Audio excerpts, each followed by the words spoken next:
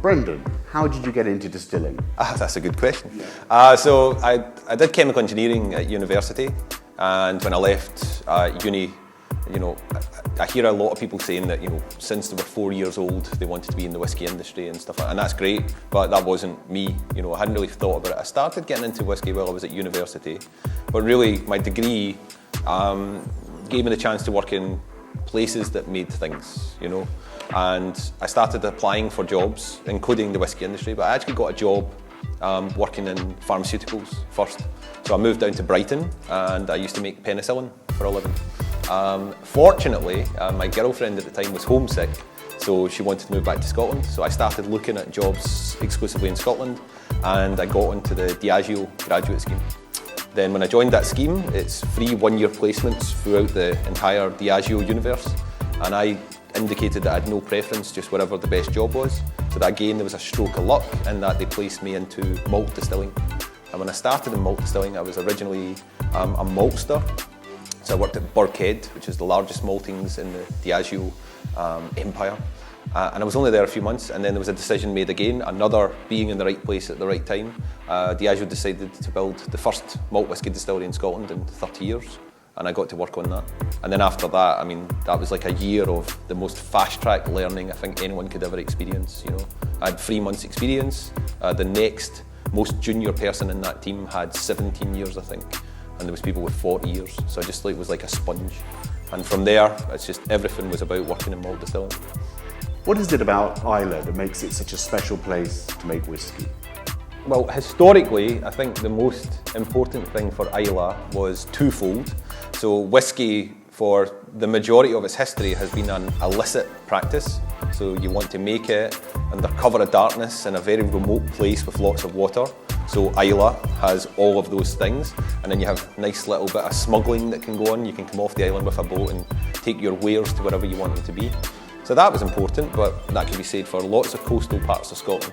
But the other big thing is Islay, as an island, doesn't have many trees.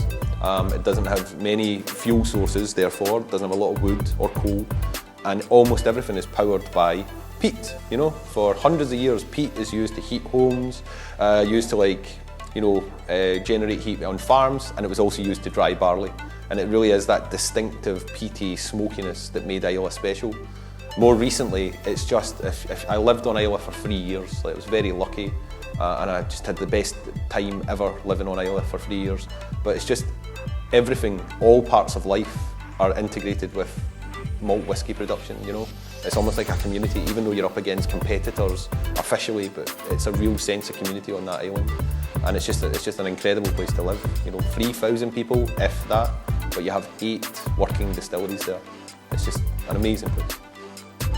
Does working for a distillery with a very strong traditional image stifle your creativity in any way?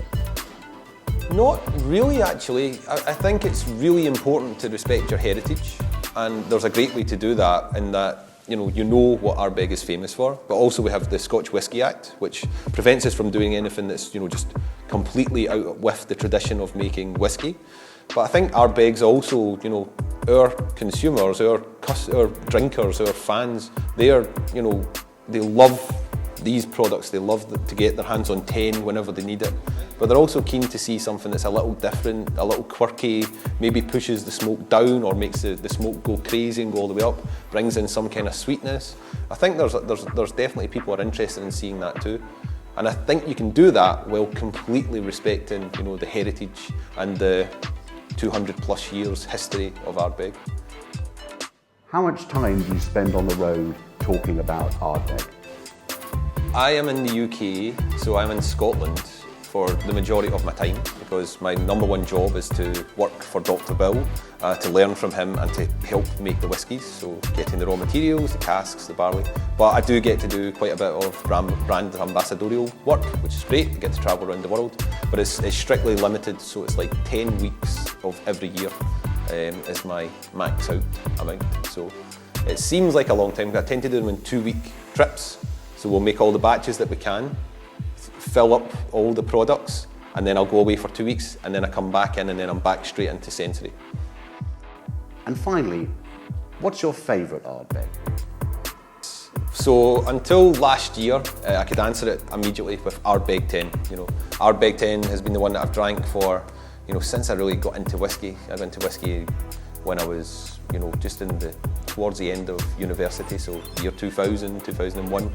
So that's when Ardbeg, you know, was starting to make its reappearance. And I've always liked smoky whiskies. You know, I don't know why. Some people go on a journey and eventually get it. I kind of jumped straight into smoky whiskies. So 10's been there for forever. But with Ardbeg and O, you know, I kind of have like mother's love. You know, I was heavily invested in this project. I worked on it for 3 solid years before anyone knew about it under Bill's guidance. So I have a lot of, you know, investment in it. So, and I also love the way the whiskey is. You know, I got really nervous when it was launched. I had like a near full-on panic attack, thinking people are going to hate this for some reason. But it's great to see the reviews and people saying that they love this whiskey, even if they prefer something else or this is their new favourite.